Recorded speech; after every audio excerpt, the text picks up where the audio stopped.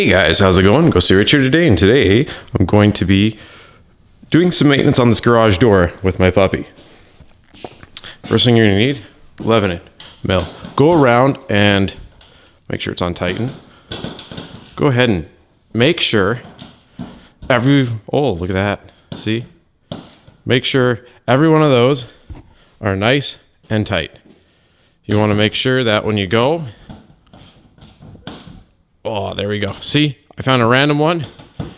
That isn't. And those are the ones you're looking for. You might start and be like, oh, they're all tight. No, just double check. These can come loose after time. If you notice that some of them or only one of them is loose, you might want to consider just throwing a little bit of thread lock on it.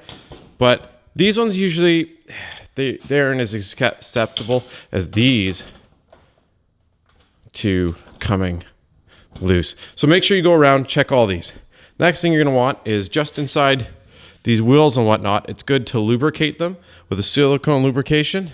And that big spring up there, that big spring, you want a silicone spray too. Keeps it sleek and it keeps it from corroding. Now the reason why I say to use silicone is, unlike other ones, it's, as you can see, it waterproofs the parts and it keeps it nice and slick, so everything moves nice and easily. If you use the wrong kind of lubricants, I'm not going to mention any names, so I don't have a company messaging me saying, why did you mention our names? Just do your research and make sure that you're using the right spray. So as I said, I'm just going to go around here. The next spot, which the main reason for doing this, see how loose this is? See this bolt right here? I had this fall out and then this wasn't working anymore. So I have to tighten those two bolts up and give them a good wrenching. Now, I might throw a little bit of Loctite on there just so those bolts stay nice and sturdy, since they already have come undone. It was actually both of them that have come undone. And I went to put the garage door down and then it just fell down, and that's after 1 year. So yes.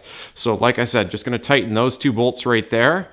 I have a band, not a chain. So I'm not gonna really lubricate that band up there, but that spring right there, I'm gonna shoot some silicone lubricant to keep that spring nice and lubricated as well and protected. You can also check the bolts that are up there and make sure that those are good too, those red headed bolts there, and just make sure that those are still nice and tight. I'm not too worried about those, but once again, just make sure everything's just nice and tight and lubricated. You can also put a little lubrication on this cord right here if you'd like.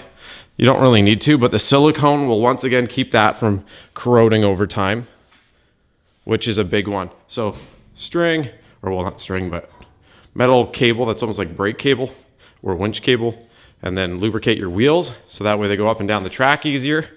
And of course, like I said, just make sure it's all the waterproof spray. So for example, with the lubrication spray, a little bit in there, and even if you do that, it's going to slowly go down the track and it'll drip onto the other wheel. And just enough that when we roll this door up in a second, it'll lubricate everything. And again,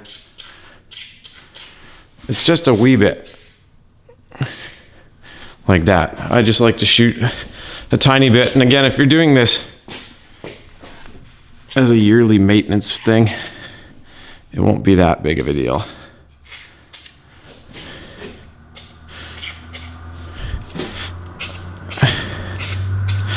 There we go. As you can see, also I put Meek inside because I don't want her licking this stuff. So we have that all done. And then I'm just gonna throw a little bit on this spring up here. Well, let's see if I can show you.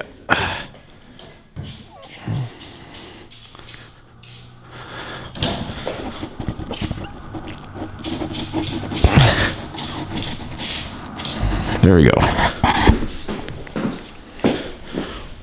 Next thing we want to do, go pop your garage door open.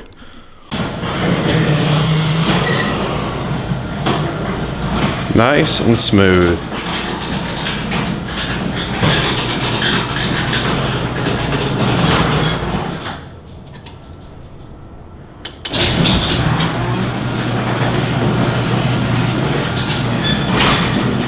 But like I said, it just keeps everything moving nice and smooth, no squeaky wheels, no nothing like that. Anyways, I hope this video helped you out. And yeah, that's how I usually maintain. Just remember to check every single bolt. I know it sounds like a chore, but I've gone through an entire door before and had maybe the last one or one halfway through be the only loose one. And one loose bolt, especially on the panel, can cause a lot of shaking and stuff like that. So thanks again for watching. Press like if it helped you out and subscribe for more.